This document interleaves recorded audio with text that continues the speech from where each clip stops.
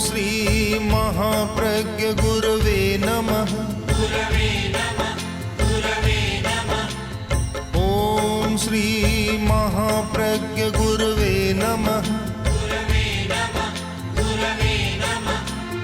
ओम श्री महाप्रज्ञ गुरवे नमः। ओम श्री महाप्रज्ञ गुरवे नमः। ओम श्री महाप्रज्ञ गुरवे नमः। नमो अरहंताणं नमो अरहंताणं नमो अरहंताणं।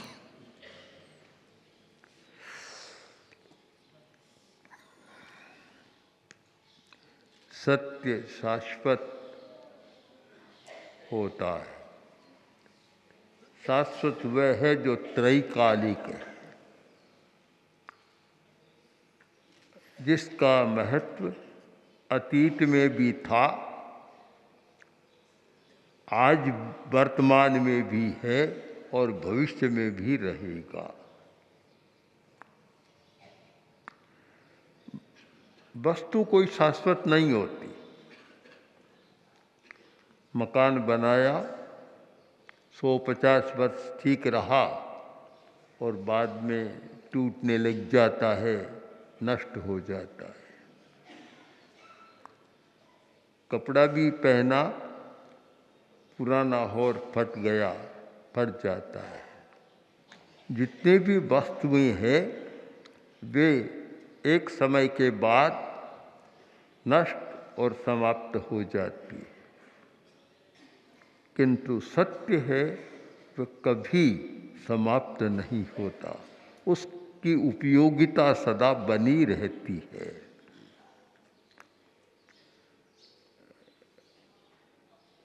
व्रत है वह एक सच्चाई है, सत्य है। उसका महत्व कभी समाप्त नहीं होता। संयम शाश्वत है। संयम का महत्व सदा बना रहता है।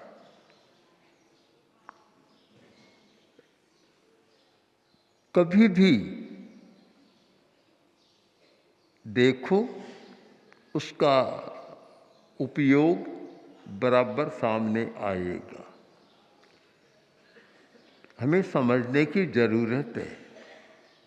वो समझना यह है कि हम सत्य को वर्तमान में कैसे प्रकट करें, वर्तमान के साथ कैसे जोड़ें और सत्य के द्वारा वर्तमान की समस्या को कैसे सुलझाएं।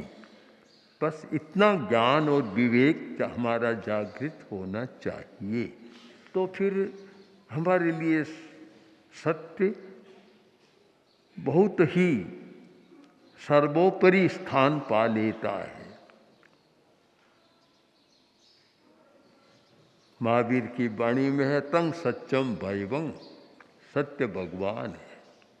प्रश्न व्याकरण सूत्र का है, तंग सत्यम भैवं, वह सत्य भगवान है और बहुत बड़ा है। तो सत्य क्या है? संयम सत्य है, व्रत सत्य है, इंद्रिय निग्रह सत्य है। ये सच्चाइयाँ हैं, इंद्रिय विजय। आज की जो बहुत सारी समस्याएं हैं वे इसलिए बढ़ी है कि इंद्रिय लोलुपता बढ़ी और इंद्रियों को खुला स्थान दिया। इच्छा बढ़ी और इच्छा को खेलने का मौका दिया, मैदान दे दिया कि घोड़े खेलते रहे। यहाँ सारे इतना खुला स्थान मिल गया, नियंत्रण करना जैसे भूल गए। आज की बहुत सारी समस्याएं इसीलिए हैं कि इच्छा को बढ़ाओ, बस सुख सुविधा बढ़ाओ, खूब आराम से रहो, सुख भोगो। अब पता नहीं उस सुख के साथ कितने दुख होते हैं।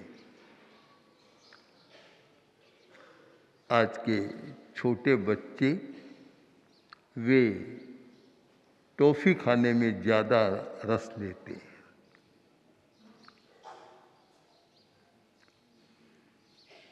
अब बच्चों में तो समझ नहीं होती, और माँ या घर के जो रक्षक क्या करते हैं कि बच्चा रोता है तो एक टॉफ़ी देते हैं कि रोना बंद कर दिया, और कोई उधम मचाती है तो टॉफ़ी दो, बंद कर देगा। इसको मान लिया कि बच्चे को बस ठीक रखने का साधन है, पर ये नहीं सोचते कि उसकी आंतों को अभी से खराब कर रहे हो, उसके स्वास्थ्य को बिगाड़ रहे हो, ये नहीं सोचते। एक दिन कोई परिवार बैठा था और वह बच्चा आता कभी किसी के यहाँ लगा देता, तो लगाता तो उसकी माँ उसको एक टॉफ़ी दे देती। तो मैंने कहा ये क्या करती हो, बार बार क्यों देती हो? तो वह अपनी भाषा में बोली कि बहुत छरड़ो है। तो क्या करें हम? बस जब ये बदमाशी करता है दे देते हैं तो वह चला जाता है। मतलब अपना बचाव तो कर लिया पर उसका बचाव नहीं किया, बच्चे का बचाव नहीं किया। बड़ों की भी यही स्थिति है कि इंद्रिय लोलुपता है, इंद्रियों पर विजय पाने का प्रयत्न नहीं है। इंद्रियों की मांग को पूरा करना भी आवश्यक होता है, किंतु अति व अनावश्यक भी है और हानिकारक भी है।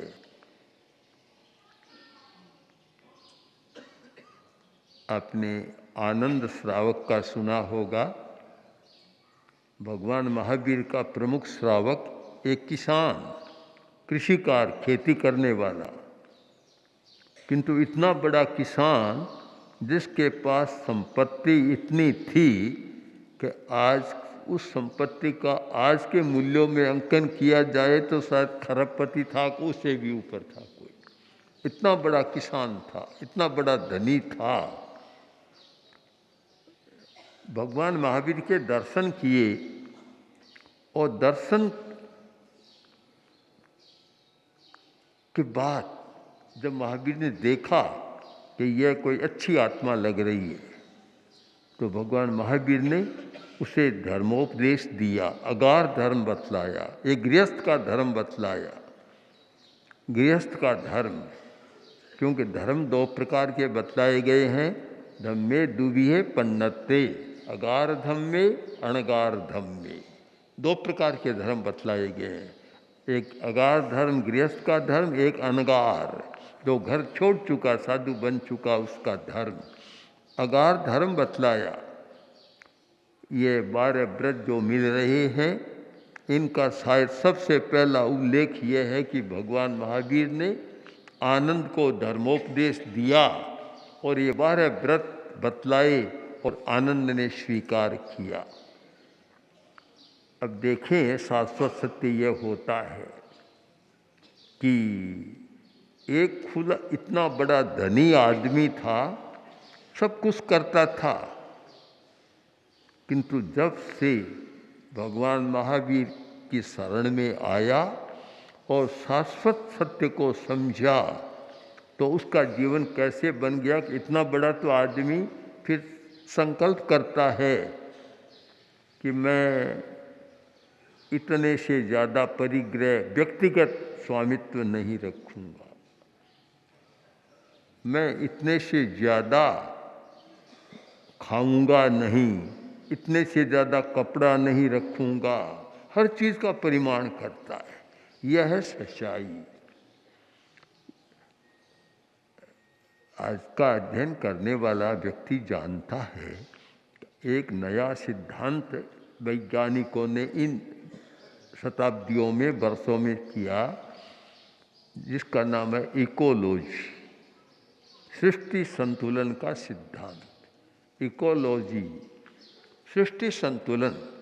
अब सृष्टि संतुलन का मतलब क्या है कि आदमी तो ज़्यादा है और पदार्थ कम है।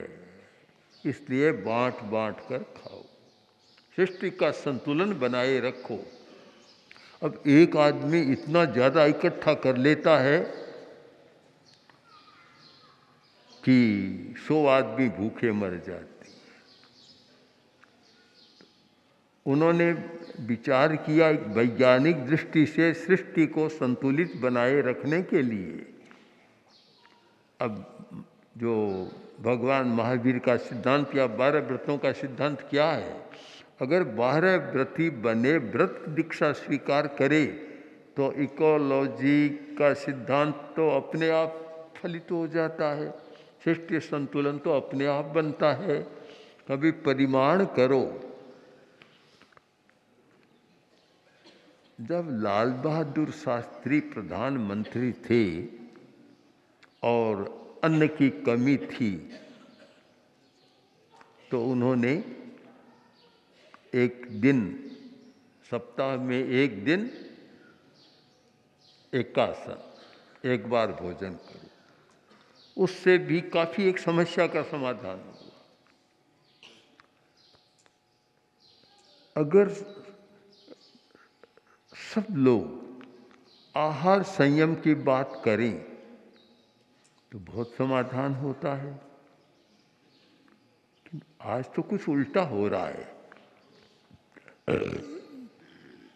कि अनाज तो महंगा हो रहा है और विलासिता के साधन सस्ते हो रहे हैं। अगर इस सच्चाई को समझने का प्रयत्न नहीं किया, व्रत और संयम का ठीक मूल्यांकन नहीं किया, तो शायद 2, 4, 5 दशक के बाद ऐसी स्थिति आने वाली है कि अन्न मिलना मुश्किल हो जाएगा। आज भी दुनिया में अन्न कम हो रहा है। 50 वर्ष पहले जितना अन्न भंडार था, आज विश्व के पास उतना नहीं है, क्योंकि अन्न पैदा करने वाली भूमि तो कारखानों में जा रही है या निकम्मी हो रही है, या कृत्रिम रसायनों से भूमि का जो उपजाऊपन समाप्त हो रहा है। तो शायद एक समय ऐसा आने वाला है कि अन्न मिलना भी बड़ा भारी हो जाएगा। पास में पैसा है, हीरे हैं, माणक है, मोती है, पर खाने को अन्न नहीं है, तो क्या करेगा? फिर तो हीरों को खाएगा या रत्नों को खाएगा, पैसे को खाएगा, क्या करेगा? यही समस्या पानी की होने वाली है। एक जैन श्रावक का ऐसा व्रत था कि पानी ज़्यादा नहीं ढोलेंगे, ज़्यादा दुरुपयोग नहीं करेंगे। कारण कि एक बूंद में असंख्यात जीव, एक एक बूंद पर हम ध्यान देंगे और पानी को वैसे बरतेंगे जैसे एक कंजूस आदमी घी को बरतता है। एक धारणा थी और प्रसिद्ध था। कभी रूपचंद जी कितना 52 तोला पानी से स्नान कर लेते थे। महात्मा गांधी भी ऐसे बहुत कम पानी से स्नान करते थे। केवल आजकल पानी बहुत खर्च हो रहा है। तो आज भी दुनिया में कुछ ऐसे देश हैं कि जहाँ पानी की इतनी कमी है कि गंदी नाली के पानी को फिर साफ करके पानी पिलाया जाता है। और यहाँ भी, हिंदुस्तान में भी समस्या पैदा होने वाली है। और आज के जो संयुक्त राष्ट्र संघ के जो अलग अलग विभाग हैं, तो उनका भी वैज्ञानिकों का कहना है कि इस बार अब कोई लड़ाई होगी तो पानी को लेकर होगी। पानी की कमी को, पानी मिलना भी मुश्किल हो जाएगा, इतनी पानी की कमी आने वाली है। और हो सकता है कि हर देश को ये गंदी नालियों का पानी साफ कर ही पिलाना पड़े। अब आप सच्चाई को देखें कि जिन सच्चाइयों का व्रतों के साथ संबंध था, प्रतिपादन किया गया था कि भाई परिमाण करो, हर चीज़ का परिमाण करो। पुरानी पुरानी बाइयाँ और भाई भी वे 14 नियम चितारते थे कि इतने से ज़्यादा आज यात्रा नहीं करूँगा। आज कितना मूल्य है कि आज तो यात्रा एक मजाक हो गई। बस अभी यहाँ अभी कहाँ, कभी घंटों में वायुयान में जाओ, कहीं जाओ, और इतने एक्सीडेंट सड़कों पर होने शुरू हो गए। अगर लेखा जोखा करें तो पूरे विश्व में करोड़ों लाखों आदमी एक्सीडेंट के कारण मरते हैं। अति यात्रा, बिना मतलब की यात्रा, परिमाण के भी बहुत आवश्यक हो तभी जाना है, नहीं तो नहीं जाना है। एक हर चीज़ का एक परिमाण, 14 नियम इतने वैज्ञानिक हैं और इतने महत्वपूर्ण है, और वर्तमान की समस्या का इतना समाधान है। आज इतने से ज़्यादा द्रव्य नहीं खाऊंगा, अगर करे आज 5 से ज़्यादा द्रव्य नहीं खाऊंगा तो त्याग है, त्याग ही नहीं है कोरा। हर त्याग के साथ शरीर का स्वास्थ्य और मन का स्वास्थ्य जुड़ा हुआ है कि ज़्यादा खाएगा पचेगा नहीं तो अपान दूषित हो जाएगा। हमारे शरीर में आयुर्वेद या हठ योग के अनुसार 5 प्राण माने गए हैं। प्राण, उदान, अपान, समान और व्यान, ये 5 प्राण माने जाते हैं। ये हमारा जो स्थान है, नाभि से लेकर ये नीचे का जो इतना सा स्थान है, ये अपान का स्थान है, अपान प्राण का स्थान है। ये जिसका साफ रहता है उसका दिमाग स्वस्थ रहता है, निर्मल रहता है, सकारात्मक चिंतन रहता है। ये जिसका अच्छा नहीं रहता उसका दिमाग भी अच्छा नहीं रहता, बुरी विचार, बुरी कल्पना, बुरी भावना और नकारात्मक सारे विचार आते हैं। वही व्यक्ति हिंसा में, झूठ में चो जाता है। बहुत आवश्यक है कि यह स्थान शुद्ध रहे। यह नियम केवल गृहस्थों के लिए नहीं, बराबर है साधु साधियों के लिए भी। कि अपान शुद्ध है तो वे सकारात्मक विचार में रहेंगे, और ये अशुद्ध है तो नकारात्मक विचार होगा और सारा नकारात्मक होगा। अब प्रश्न है शुद्ध कैसे रहे? कि जो सीमित आहार करते हैं, आहार का संयम करते हैं, उनका अपान शुद्ध रहेगा। ज़्यादा खाते हैं, पचता नहीं है, तो वह सड़ान पैदा होती है, अशुद्ध होता है, और फिर बीमारियां भी होती है, और साथ में दिमाग भी विकृत बनता है, विचार भी बुरे बनते हैं। तो इन सारी समस्याओं के संदर्भ में हम एक शाश्वत सत्य को समझने का प्रयत्न करें और व्रतों को समझने का प्रयत्न करें। तो आचार्य वर द्वारा, आचार्य तुलसी पूज्य गुरुदेव के द्वारा निर्धारित यह व्रत दीक्षा, इसका मूल्य हमारी समझ में आ सकता है कि आज व्रत दीक्षा का कितना महत्व है। शारीरिक स्वास्थ्य की दृष्टि से भी महत्व है, मानसिक स्वास्थ्य की दृष्टि से भी महत्व है, भावनात्मक स्वास्थ्य की दृष्टि से भी इसका महत्व है, और पदार्थों की कमी और यह आपाधापी छीना झपटी इनकी दृष्टि से भी महत्व है, और आने वाली समस्याओं की दृष्टि से भी महत्व है। ये मानता हूँ व्रत दीक्षा केवल जैन श्रावक के लिए नहीं, एक विश्वव्यापक सच्चाई है। यह हर विश्व के प्राणी के लिए, मनुष्य के लिए, चिंतनशील व्यक्ति के लिए आवश्यक है कि हम व्रतों की दीक्षा लें, व्रतों को समझने का प्रयत्न करें। जो सच्चाई को समझता है वह आदमी बदलता है, और जो स्थिति को देखता है, समस्या पर विचार करता है, परिस्थिति पर विचार करता हुआ बदलता है। इस विषय में एक बहुत सुंदर प्रसंग आपको बताऊं कि बेल्स जो अच्छा वैज्ञानिक हुआ है,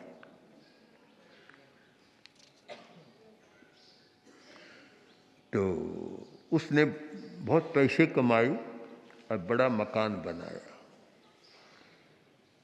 जो नीचे का तला था, इतना बढ़िया कमरा, सजे हुए कमरे, बहुत सुख सुविधाएं हैं। ऊपर के कमरे साधारण से, वह ऊपर रहता था और नौकरों को नीचे रखता था। एक दिन मित्र आया और मित्र ने देखा तो नीचे तो बहुत ठाट बाट है। बोला कि आप कहाँ रहते हैं? कि मैं यहाँ नहीं रहता, ऊपर रहता हूँ। ऊपर ले गया तो साधारण कमरे थे।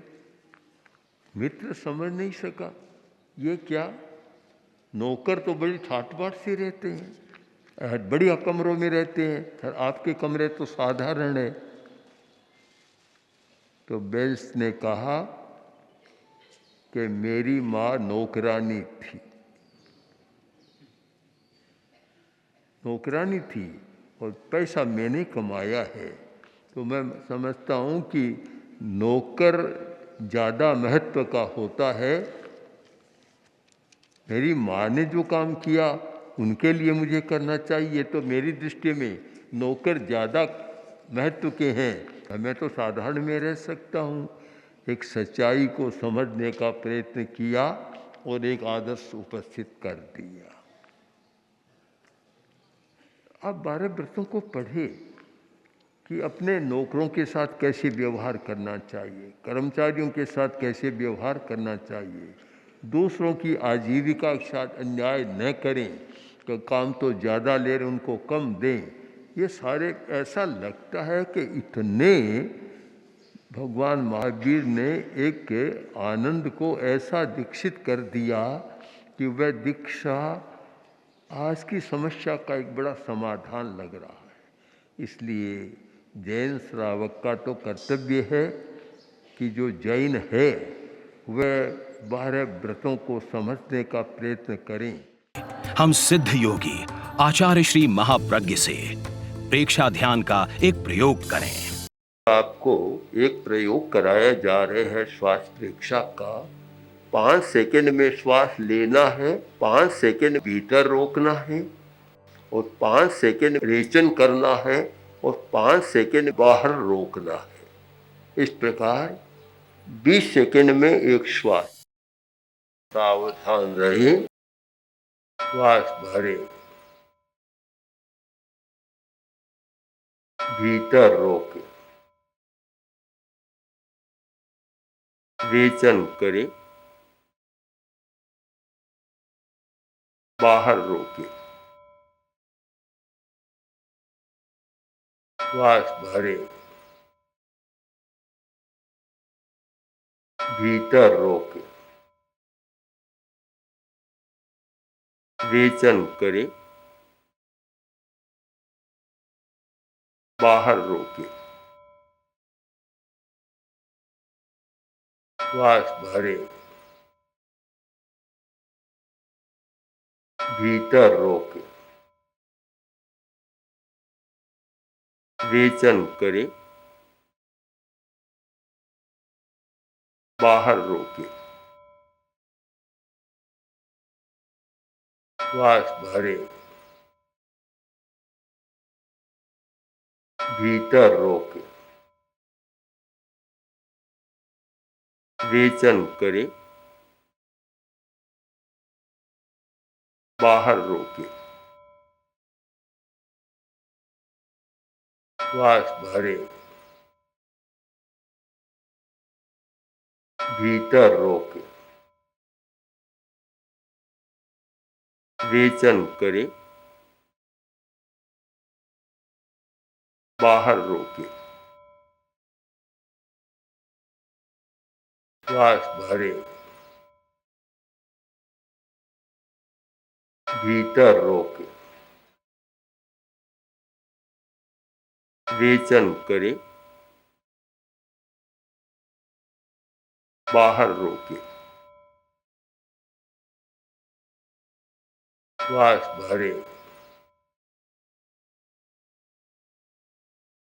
प्रयोग संपन्न। तो ये ध्यान के बहुत छोटे प्रयोग कराए हैं और इनका स्वयं बार बार अभ्यास करें तो एक अच्छा अभ्यास हो सकता है। ओम आत्मा।